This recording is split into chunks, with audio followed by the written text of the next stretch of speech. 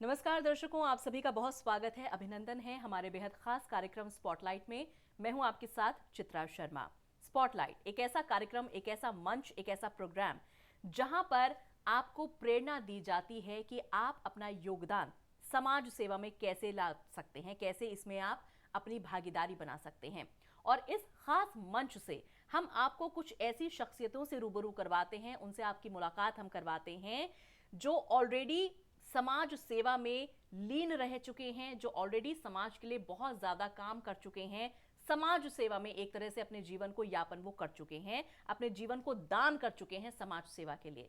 तो आज भी इस मंच से एक ऐसी ही शख्सियत से हम आपको रूबरू कराएंगे, मुलाकात उनसे करवाएंगे जिन्होंने अपना जीवन समाज सेवा में दिया है, जो न सिर्फ समाज बल्कि पूरे देश के लिए एक ऐसी नायाब चीज को बनाने जा रहे हैं, बनाने की कोशिश में लगे हुए हैं जो न सिर्फ समाज के काम आएगी बल्कि पूरे विश्व के लिए काम आने वाली है, पूरे देश के लिए जो है फायदेमंद साबित होने वाली है। अब वो चीज क्या है, ये सारी बातें, ये सारी जानकारी हम उन्हीं की जुबानी सुनेंगे।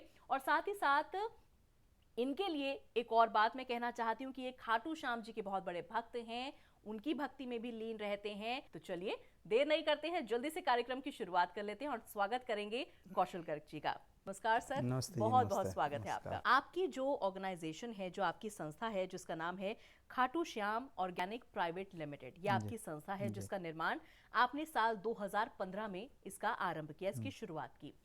किस तरह की आपकी ये ऑर्गेनाइजेशन है, क्या इसका मकसद है, क्या इसका मोटिव है, किस तरह की चीजें इस ऑर्गेनाइजेशन में की जाती हैं और क्या बेटरमेंट आप इससे कर सकते हैं, थोड़ा सा इसका दृष्टिकोण मैं आपका चाहती हूँ। हमारा सिर्फ एक ही, हमारी पिक्चर एकदम क्लियर है कि हमें देश के लिए और समाज के लिए कुछ कार्य करने हैं। उसमें सबसे पहला कार्य है हमारा कि हमें जो हमारे देश का जो किसान है, हमें उसके लिए मैक्सिमम कार्य करना है। तो देश का जो किसान है वो इस टाइम सबसे ज़्यादा बुरी हालत जो है हमारे देश के किसान की है। तो अभी जितने पूरे देश के अंदर केमिकल फर्टिलाइज़र पेस्टिसाइड यूज़ हो रहे हैं, उनसे पूरे देश का जो सिस्टम है वो सारा ख़राब हो चुका है। पूरे देश में ना शहर में ना घर में कोई ऐसा घर नहीं है जिसमें 150 रुपए की दवाई रोज़ ना खाई जा रही हो। तो हम उस पर छोटा सा कार्य कर रहे हैं कि हमें उस केमिकल फर्टिलाइज़र और पेस्टिसाइड्स को धीरे धीरे, अभी ख़त्म तो हम कर नहीं सकते हैं, ख़त्म करने के लिए तो बहुत सारा समय चाहिए, लेकिन हम उसको कम ज़रूर कर सकते हैं। तो उसे कम करने के लिए हम छोटा सा प्रयास कर रहे हैं। हम ऑर्गेनिक खाद बना रहे हैं और उसे लेकर गांव के किसानों के पास जा रहे हैं, किसान गोष्ठियां कर रहे हैं और हम किसानों को समझाते हैं कि आप कम से कम अपने खाने के लिए ये ऑर्गेनिक खाद को अपनाओ, जिससे आपका परिवार तो कम से कम स्वस्थ रहे। तो ये जो सोच आपकी है समाज के प्रति, और न सिर्फ समाज के प्रति बल्कि पूरे देश के प्रति, तो ये सोच तो वाकई में काबिले तारीफ है।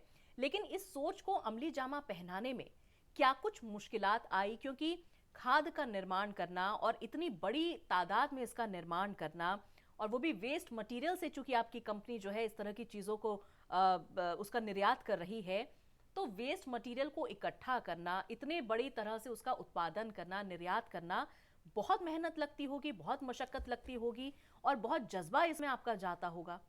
ये सारा जुनून का काम है जी। अगर किसी इंसान को, इस दुनिया में कोई भी हो, मेरी बात नहीं है, कोई भी इंसान अगर जब जुनून बन जाता है कि हमें देश के लिए समाज के लिए कुछ करना है, तो वो फिर वो कुछ भी कर सकते हैं। जुनून में ही वो जो मांझी थे बिहार में, उन्होंने पहाड़ी काट डाला। तो जुनून है कि हमें देश के लिए कुछ करना है। अब तकरीबन 1000 किसान गोष्ठियां हम पूरे देश में कर चुके हैं। रूट लेवल पर जाकर हम 100 200 किसान को इकट्ठा करते हैं। फिर 80 किसान, उसमें से 80% किसान हमारी बात को एग्री हो जाते हैं। 10-20 उसमें ऐसे होते हैं 20% जो हमारी बात को नहीं मानते। जो एग्री होते हैं हम उनके यहाँ खाद भर के, ट्रक भर के खाद का भिजवा देते हैं और वो खाद को वहाँ पर फ्री डिस्ट्रीब्यूट करवाते हैं।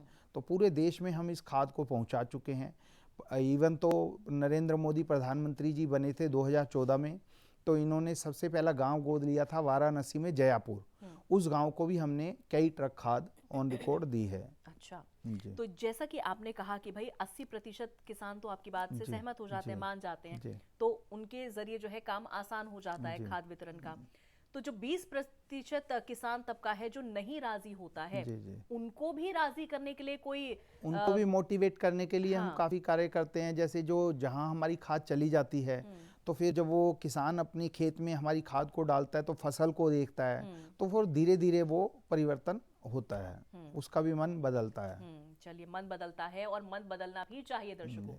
देखिए, जब आप समाज के लिए कोई अच्छा कार्य कर रहे हैं तो नियत सबसे बड़ी एक चीज होती है। आपको अच्छी नियत के साथ जो है समाज में अपना योगदान देना होता है, अपना बलिदान देना होता है। और इसी अच्छी सोच और नियत के साथ जो है सर काम कर रहे हैं, न सिर्फ समाज के लिए बल्कि पूरे विश्व के लिए। खाद वितरण का जो ये काम किया जा रहा है, ऑर्गेनिक खाद को बनाने का ये जो काम किया जा रहा है, वाकई में काबिले तारीफ है। काफी रीच तो आपकी पहुंच चुकी है, क्योंकि आपने कहा कि भाई इतने बड़ी संख्या में किसानों की गोष्ठियां आप कर चुके हैं। तो जो मैसेज आपका है समाज के प्रति, देश के प्रति, वो काफी हद तक लोगों तक पहुंच चुका है। जो तबका रह भी रहा है या जिस वर्ग तक आपकी बात नहीं भी पहुंची है, तो आपकी कंपनी उनको लुभाने के लिए क्या कुछ कर रही है ताकि वो तबका भी आपकी कंपनी के साथ शामिल हो जाए, आपके साथ जुड़ जाए? यानी कि आपकी कंपनी के अंदर मोटिवेशनल क्या कुछ कैंप लगाए जाते हैं या किस तरह की चीजें और ऑर्गेनाइज की जाती हैं? ये इसका सबसे सरल उपाय किसान गोष्ठियाँ ही हैं कि हर गांव में जा के किसान गोष्ठियाँ जो हम करते हैं उसका ही सबसे अच्छा रिजल्ट आता है। दूसरा, फिर हम इस तरह से भी करते हैं कि जहाँ भी हमारे प्लांट है, जैसे अभी हम वेस्ट टू एनर्जी में भी जा रहे हैं। अब हमने क्या है कि पूरे देश के अंदर जो गैस यूज़ होती है तो 95% गैस जो है बाहर से इंपोर्ट की जाती है।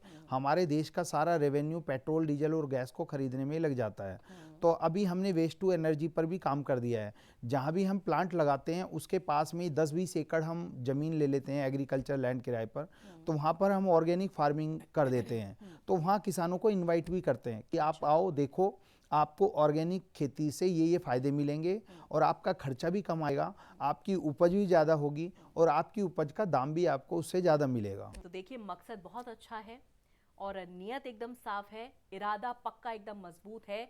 इसीलिए इस तरह के व्यक्तित्व को रोक पाना बहुत मुश्किल है, नामुमकिन है, असंभव है।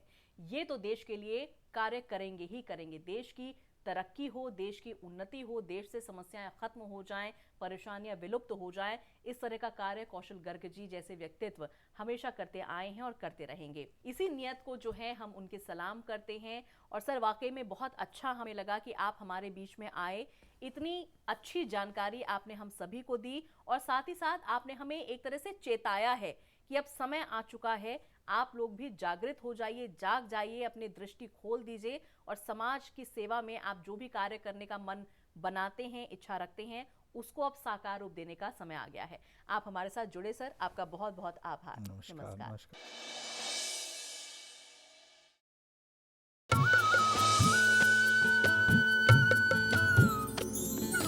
सर्वधर्म संगम, धर्म के सच्चे प्रहरी।